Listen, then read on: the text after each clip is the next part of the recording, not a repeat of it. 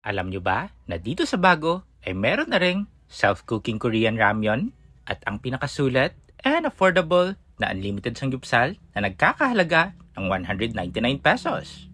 Ngayong araw, ang ating travel and food destination ay ang tinaguriang The Land of Historical and Natural Treasures. Welcome to Bago City. At dito sa Bago ay may sulit na samgyupsalan. Ito ay ang Minerva Unlimited Samgyupsal, gawa sa kawayan at amakan. Ang restaurant na to, kaya presko sa pakiramdam. Marami ring mga tables and chairs, kaya komportable kayo ditong makakakain.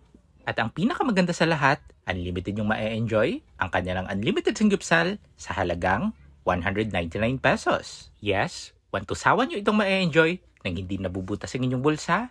Heto ang iba't ibang unlimited choices, depende sa budget nyo. At dahil kanina pa ako gutom, let the cooking show begin. At para mas level up ang ating food trip, nagdagdag lang kami ng another 50 pesos para sa unlimited chicken and another 50 para sa unlimited cheese. O diba? Napakasarap tingnan at bigla kayong nag-grade ng samgyupsal. Mas cheesy at mas lalong masarap ang ating samgyupsal dahil sa melted cheese, lettuce, pork, samjang, or gochujang, plus kimchi. Ganito kumain ng mga Korean guys. Kaya pala patok ito sa bansang Korea at dito na rin sa Pilipinas dahil sobrang sarap. Subukan naman natin dito sa nuri or seaweed. Ayos na ayos, the best. Bagay din pala guys.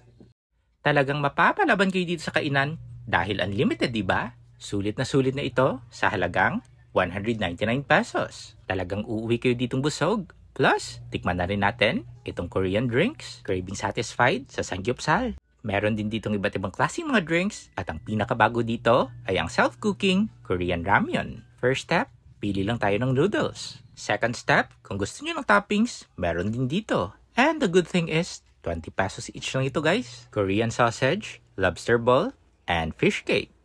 Ready na tayong magluto. Buksan lang natin ang noodles, ilagay sa lagayan, and press start.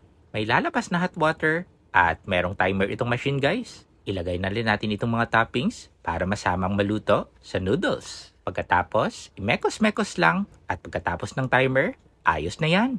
Ilagay na natin itong pampalasa na sauce and powder. At halu-haluin lang natin ulit and ready to serve na ang ating napakasarap na Korean carbonara or buldak. At para Korean feels, meron din sila ditong cup na meron ng ice. At pili tayo dito sa mga drinks. Buksan lang natin ang cup at ibuhos itong napili nating Korean coffee. O diba ang astig? Lakas makaki-drama ng datingan. Ayos, refreshing. Tikman naman natin itong niluto ko guys.